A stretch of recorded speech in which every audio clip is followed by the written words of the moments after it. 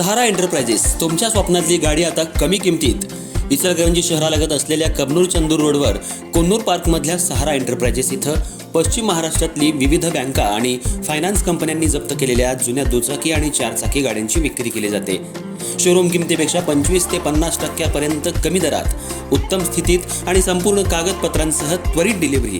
दुचाकी 20,000 पासून पुढे तर चारचाकी 50,000 पासून पुढे. आपल्या पसंतीची कार किंवा बाईक आता अगदी परवडणाऱ्या दरात घेऊन जा. विश्वास, पारदर्शक व्यवहार आणि उत्तम सेवा हेच आमचं वैशिष्ट्य. पत्ता Konnur park, Kabnur Chandur road, Ichalkaranji. Proprietor Rajubhai आजगर.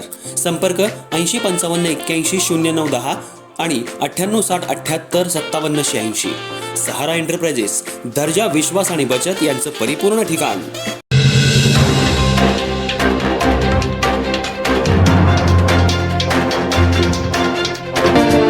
नमस्कार, मी तेजस्विनी मगदूम. एम मराठीमध्ये आपल्या सर्वांचं स्वागत आहे. पाहूयात ठळक घडामोडी. इचलकरंजी शहरातल्या जुना चंदूर रोड परिसरात दुर्गामाता मंदिराजवळ एका शाळेच्या स्नेहसंमेलनावेळी किरकोळ कारणावरून सुरू झालेला वाद पुढे थेट तुंबळ हाणामारीत रूपांतरित झाल्याची धक्कादायक घटना घडली आहे.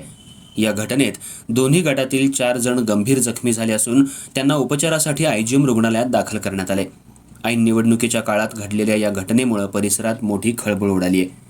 गेल्या काही दिवसांपूर्वी अशाच पद्धतीनं शाळेच्या स्नेहसंमेलनावेळी मुलांमध्ये किरकोळ कारणावरून वाद झाला होता. त्यावेळी संतप्त तरुणांनी वाहनांची तोडफोड करत वाहनांचं मोठं नुकसान केलं होतं. तर पुन्हा अशीच घटना शहरात घडल्यानं भीतीचं वातावरण पसरलंय.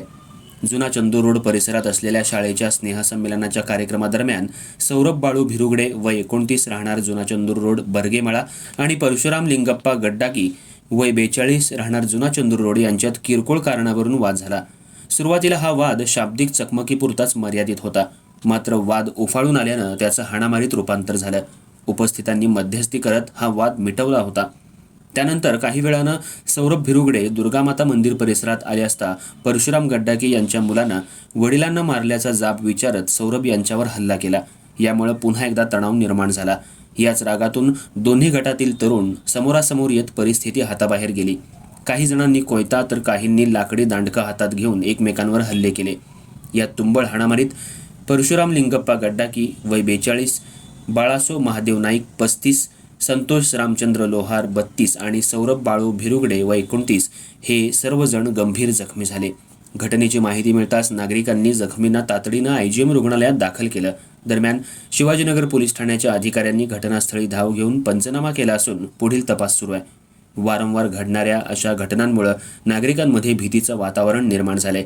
त्यामुळे परिसरातील गुन्हेगारी प्रवृत्तीवर कठोर कारवाई करत पोलिसांनी तात्काळ अंकुश ठेवावा अशी जोरदार मागणी नागरिकांमधून होतीये.